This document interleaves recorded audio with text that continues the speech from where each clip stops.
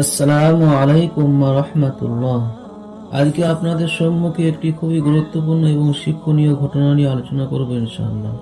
আপনার ঘটনাটা একবার শুনুন, ইনশাআল্লাহ আপনাদের মন ছুঁয়ে যাবে। আর এই ঘটনাটা যার জীবনে ঘটেছিল তিনি খুবই একটা বড় আল্লাহর ওলি ছিলেন। একজন বিখ্যাত বুজুর্গ ছিলেন হযরত ফুযাইল ইবনে ইয়াস রাহমাতুল্লাহ আলাইহি। শুরু জীবনে তিনি নানা রকম পাপ কাজে লিপ্ত থাকতেন। লোকেরা তাকে চোর, ডাকাত, ছিনতাইবাজ ও গুন্ডা বলে জানতেন। রাত্রের বেলায় ছোট বাচ্চারা কান্নাকাটি করলে মায়েরা যেমন বিভিন্ন জীবজন্তুর নাম শুনিয়ে ভয় দেখিয়ে ঘুম পাড়াতেন, অনুরূপভাবে হযরত ফুযাইল রাহমাতুল্লাহ আলাইহির এলাকার মহিলারা বাচ্চাদেরকে বলতেন, চুপচাপ ঘুমিয়ে যাও, না হলে ফুযাইল চলে আসবে। এর দ্বারা আমরা বুঝতে পারি তিনি কত বড় কুখ্যাত ও ভয়ঙ্কর ব্যক্তি ছিলেন। তাফসিরে কুরতুবিতে ফুযাইল রাহমাতুল্লাহ আলাইহির হিদায়াত পাওয়ার ঘটনা সম্পর্কে বর্ণিত আছে। একবার হযরত ফুযাইল রাহমাতুল্লাহ আলাইহি একটি মেয়েকে দেখে আসক্ত হলেন এবং সেই মেয়েটির সাথে কর্ম করার জন্য প্রস্তাব দিলেন এবং সেই মেয়েটাও সেই প্রস্তাবে রাজি হয়ে ফুযাইল রাহমাতুল্লাহ আলাইহিকে বললেন যে আপনি আমার বাড়িতে রাতের বেলায় আসবেন, রাতের অন্ধকারে আমার বাড়িতে আসবেন। হযরত ফুযাইল রাহমাতুল্লাহ আলাইহি সেই মতনই কাজ করলেন এবং কি করলেন, রাতের বেলায় সেই মেয়েটার বাড়ির কাছে গেলেন এবং যাওয়ার পরে পাঁচিলের উপরে উঠলেন এবং যখন পাঁচিলের উপরে উঠলেন তখন পাশের বাড়ি এক ব্যক্তি কোরআন পড়ছিলেন।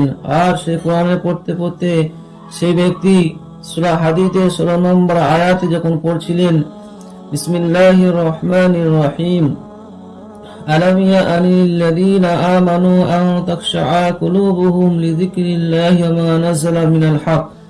এই আয়াত যখন ফুযাইল রাহমাতুল্লাহ আলাইহি শুনতে পেলেন, যারা ঈমান এনেছে তাদের জন্য কি এখনো আল্লাহর পক্ষ থেকে অবতীর্ণ মহাসত্য কিতাবের প্রতি হৃদয় গলে যাওয়ার সময় আসেনি? এই আয়াতটি শোনার সাথে সাথে ফুযাইল রাহমাতুল্লাহ আলাইহি হৃদয় কেঁপে উঠল। সঙ্গে সঙ্গে তিনি সেখান থেকে ফিরে আসেন এবং বলেন, আল্লাহর কসম, আমার জীবনে পরিবর্তন করার সময় এসে গেছে। তিনি সেখান থেকে ফিরে এলেন। যেহেতু অন্ধকার রাত ছিল তাই তিনি পথে এক জায়গায় রাত্রি কাটালেন। ঘটনাক্রমে একদল মুসাফিরও সেখানে অবস্থান করেছিলেন।